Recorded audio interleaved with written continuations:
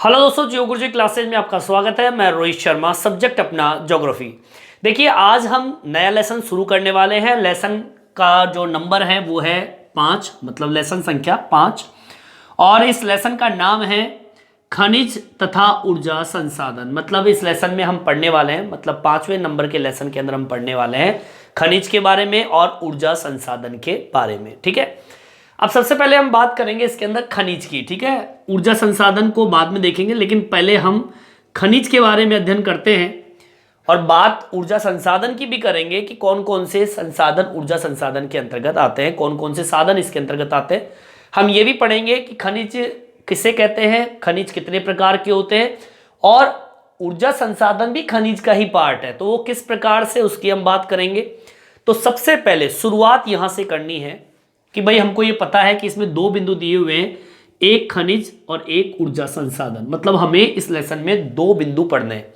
तो सबसे पहले हम पढ़ाएंगे खनिज के बारे में। शुरू करते हैं। देखिए, खनिज क्या होता है। एग्जाम को देखते हुए ये जो परिभाषा है बहुत ही इंपॉर्टेंट है और एग्जाम में कई बार पूछा जाता है। मैं आपको बता दूं, इसकी परिभाषा ये है कि एक खनिज जो होता है जिसमें एक निश्चित रासायनिक और भौतिक गुण के साथ में कार्बनिक और अकार्बनिक उत्पत्ति का एक प्राकृतिक पदार्थ हम कह सकते हैं खनिज को। मतलब खनिज के अंदर रासायनिक गुण भी होता है, भौतिक गुण भी होता है, और उसी के साथ में कार्बनिक और अकार्बनिक जो उत्पत्ति होती है, जिसमें कार्बन भी पाया जाए, अकार्बनिक भी हो, ऐसी उत्पत्ति जो हमें प्रकृति से प्राप्त हो, ऐसे प्राकृतिक पदार्थ को हम किस नाम से जानते हैं? खनिज के नाम से जानते हैं। परिभाषा आप लिख दीजिए। क्या लिखेंगे? एक खनिज निश्चित रासायनिक व भौतिक गुणों के साथ कार्बनिक व अकार्बनिक। ठीक है, मतलब एक ऐसा पदार्थ हम कह सकते हैं जिसके अंदर रासायनिक गुण है, भौतिक गुण है। रासायनिक भौतिक गुणों के साथ में उस खनिज के अंदर कार्बनिक भी है और अकार्बनिक है, और ऐसी उत्पत्ति का एक प्राकृतिक पदार्थ हम कह सकते हैं, उसे हम क्या नाम देंगे? खनिज नाम देंगे। ठीक है, उत्पत्ति का एक प्राकृतिक पदार्थ खनिज कहलाता है। ठीक है, यह आपकी खनिज की परिभाषा है और यह एक प्राकृतिक पदार्थ है जो प्रकृति पैदा करती है। ठीक है, मतलब इसे सिंपल तरीके से हम देखें तो खनिज जो होता है जो हमें प्रकृति से प्राप्त होता है, इसलिए इसको क्या बोल दिया हमने? प्राकृतिक कह दिया। और खनिज की विशेषता यही है जिसमें रसायन हो, जिसमें भौतिक हो, मतलब जिसमें रासायनिक गुण भी हो, भौतिक गुण भी हो, उसके साथ में वो कार्बनिक भी हो सकता है, वो अकार्बनिक भी हो सकता है। अगर ऐसा कोई पदार्थ प्रकृति अगर तैयार करती है तो उस पदार्थ को ही हम किस नाम से जानते हैं? खनिज के नाम से जानते हैं। बिल्कुल सिंपल सी परिभाषा है। 4 विशेषता खनिज में होनी चाहिए: रासायनिक, भौतिक, कार्बनिक और अकार्बनिक, साथ में वो प्रकृति तैयार करे, खनिज कहलाएगा। ठीक है, चलिए आगे की ओर बढ़ते हैं। अब बात करते हैं खनिज संसाधनों के प्रकार। ठीक है, या हम कहें, इसको ऐसे भी लिख सकते हैं, खनिज के प्रकार। मतलब खनिज कितने प्रकार के होते हैं? तो मैं बता दूं, खनिज जो होते हैं वो 2 प्रकार के होते हैं। ठीक है, पहला धात्विक खनिज, ठीक है, और दूसरा है अधात्विक खनिज। अगर मैं इसे सिंपल तरीके से इसकी डेफिनेशन दूं तो सिंपल तरीके से यह है कि धात्विक खनिज वे खनिज होते हैं जिसमें धातु के अंश पाए जाते हैं, मतलब जिसमें धातु उपस्थित हो। अब ऐसे खनिज कौन कौन से होते हैं? जैसे कि लोहा अयस्क है, तांबा है, सोना है, चांदी है। देखो, सोना, चांदी, तांबा, लोहा, ये क्या है? ये धातु है। समझ में आई बात? मतलब वे खनिज जिनमें धातु के अंश पाए जाते हैं। बाकी धात्विक खनिज को भी दो भागों में बांटा गया है, एक लोहा अयस्क और एक अलोहा अयस्क। मतलब जिसमें लोहे के अंश पाए जाते हैं उन्हें लोहा अयस्क बोलते हैं, और जिसमें लोहे के अंश नहीं पाए जाते उन्हें अलोहक अयस्क कहते हैं। ठीक है, इसकी हम बात करेंगे, लेकिन सबसे पहले टॉपिक डालेंगे हम धात्विक खनिज की। धात्विक खनिज की परिभाषा की बात कर लेते हैं। परिभाषा आपको मेंशन करनी है क्या?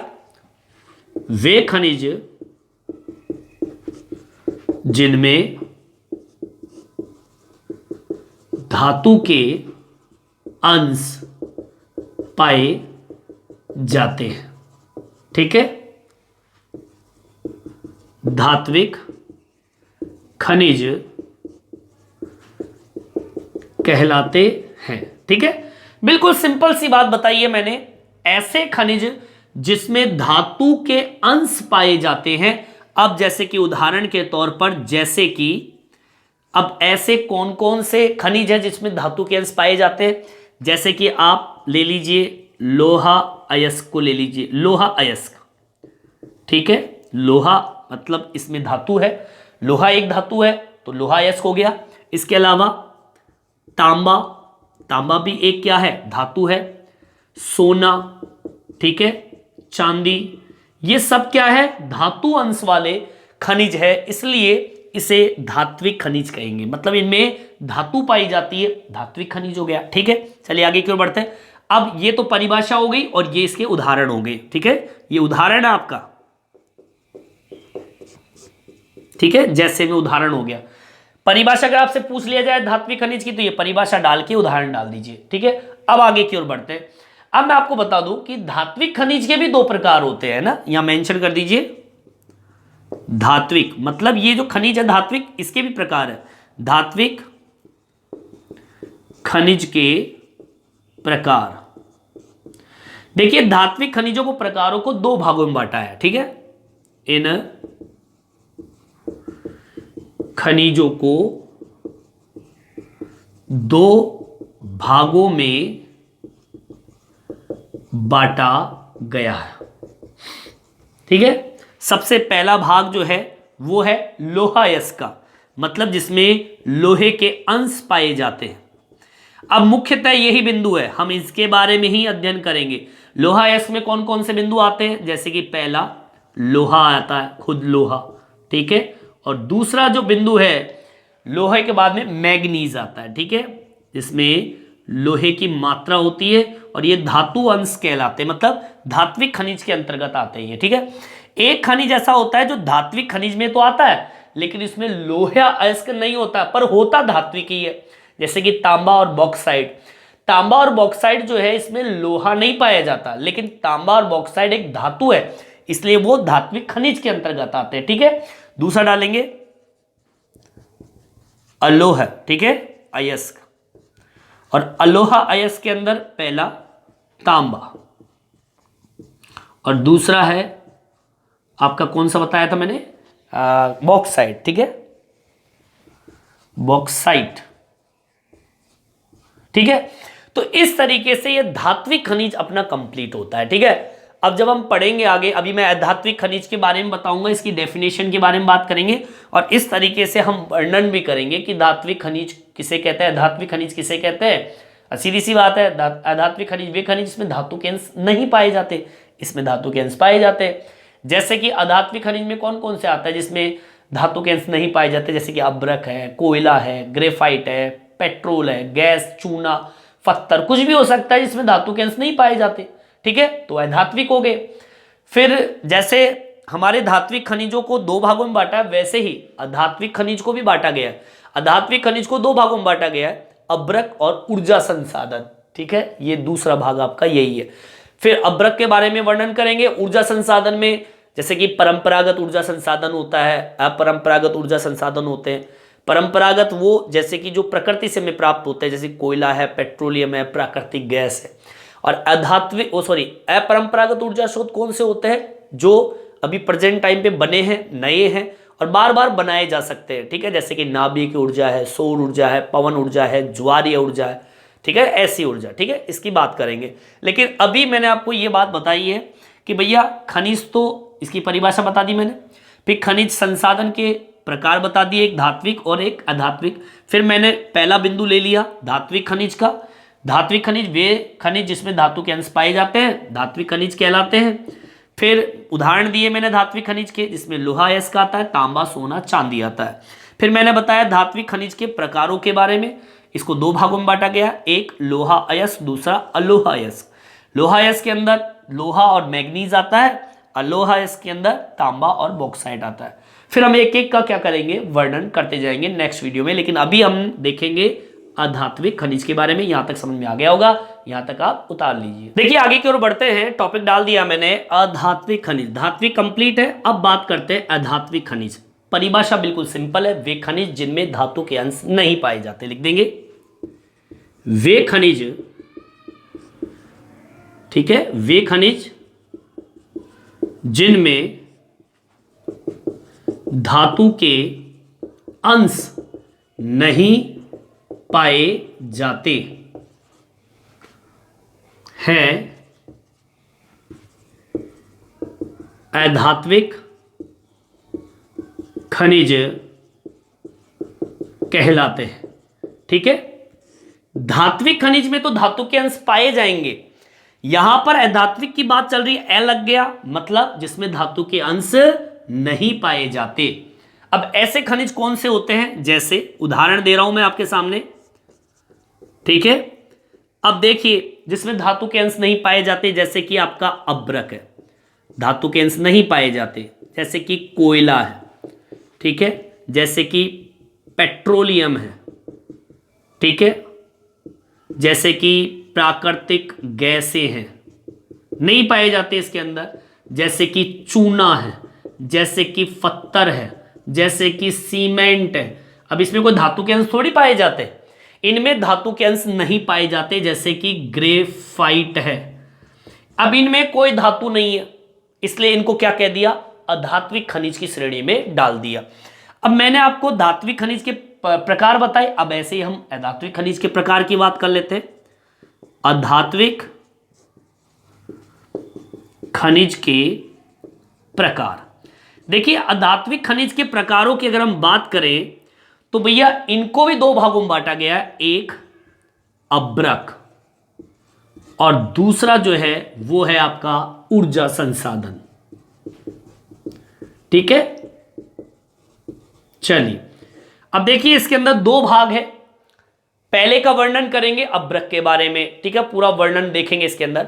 लेकिन हमारे इसमें तो एक ही बिंदु है, इसका वर्णन कर लेंगे, लेकिन हमारा जो ऊर्जा संसाधन है इसको दो भागों में बांटा गया है। ठीक है, पहला तो वर्णन कर देंगे, ठीक है, सेकंड नंबर देख लेंगे ऊर्जा संसाधन के बारे में। ऊर्जा संसाधन, देखिए ऊर्जा संसाधन जो है इसको दो भागों में बांटा गया है, एक आपका परंपरागत ऊर्जा, ठीक है, और दूसरा जो है वो है अपरंपरागत ऊर्जा। ठीक है, अब ये दो बिंदु दिए हुए हैं, इसको मैं समझा देता हूं। परंपरागत जो पुराने समय से लाखों हजारों सालों से वो संसाधन जो जमीन में दबे हुए थे, ठीक है। अब परंपरागत ऊर्जा संसाधन ऐसे कौन कौन से हैं, जैसे कि आपका कोयला है, ठीक है, तीन भागों में बांटा इसको भी, जैसे कि आपके प्राकृतिक गैसें हैं, सही में आई बात, और जैसे कि आपका पेट्रोल है, ठीक है, ठीक है। मतलब परंपरागत जो प्रकृति दे रही है हमें लाखों हजारों सालों से जमीन में दबाए हुए हैं, उसे बोलते हैं परंपरागत। ठीक है, जैसे कि कोयला है, प्राकृतिक गैस है और पेट्रोल है। ठीक है, मतलब आपके अधात्विक खनिज जो है उसको दो भागों में बांट दिया, अब्रक और ऊर्जा संसाधन।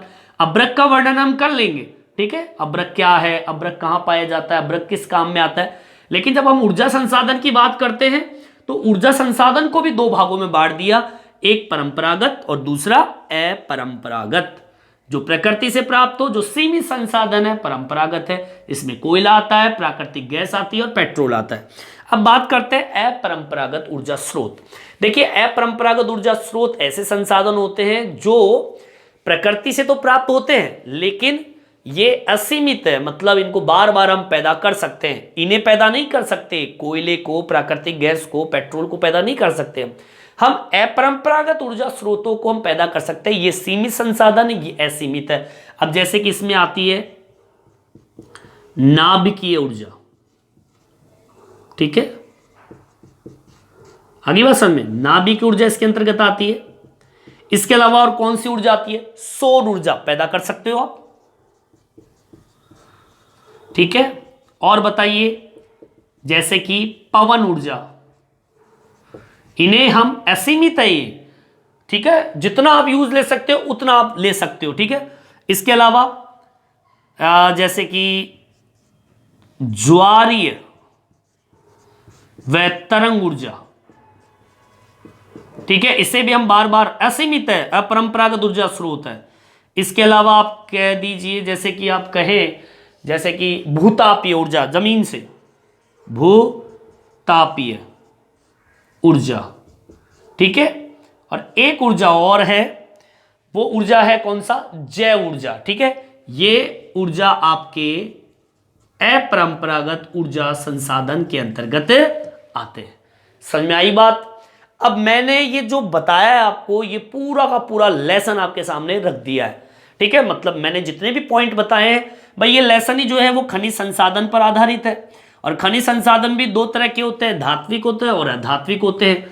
और मैंने बता दिया डिटेल पूरी कि धात्विक खनिज के अंदर आपके वे भाग आते हैं जो धातु से जुड़े हुए होते हैं, लोहा और अलोहा, जिसमें लोहा, मैग्नीज, तांबा, बॉक्साइट हम जो पढ़ेंगे अब आगे। अब जो नेक्स्ट वीडियो जो आएगा अपना, वो होगा इनसे संबंधित, जो मैंने भी सारे टॉपिक बता दिए आपके सामने। धात्विक खनिज में 4 बिंदु पढ़ेंगे हम, लोहा, मैग्नीज, तांबा और बॉक्साइट, ठीक है। 4 बिंदु धात्विक खनिज के पढ़ेंगे, जिसमें लोहा इंपॉर्टेंट है और तांबा इंपॉर्टेंट है, मोस्ट है, ये एग्जाम में आते हैं। फिर हम पढ़ेंगे अधात्विक खनिज के बारे में। अधात्विक खनिज के अंदर जो मुख्य है वो अभ्रक है, और उसके बाद में जितनी भी ऊर्जा संसाधन है, ये सारी ऊर्जा संसाधन हम पढ़ने वाले हैं, जिसमें कोयला भी है, प्राकृतिक गैस, पेट्रोलियम और आपकी जितनी भी ऊर्जाएं हैं, इनको हम देखेंगे, ठीक है। तो आपके समझ में आ गया होगा। ये मैंने पूरे पाठ की डिटेल आपके सामने रख दी है। आखिरी बिंदु अपना जैव ऊर्जा संसाधन ही है, आप देख लीजिए किताब के अंदर। और इसी के बारे में हम, इस टॉपिक के बारे में हम नेक्स्ट वीडियो जो भी आएंगे वो इसी से संबंधित होगा। इस वीडियो में इतना ही। ये वीडियो आपको कैसा लगा कमेंट्स करके जरूर बताएं, और मेरे चैनल को सब्सक्राइब जरूर से जरूर करें, जिससे नए नए वीडियो आप तक पहुंचा सकूं। धन्यवाद।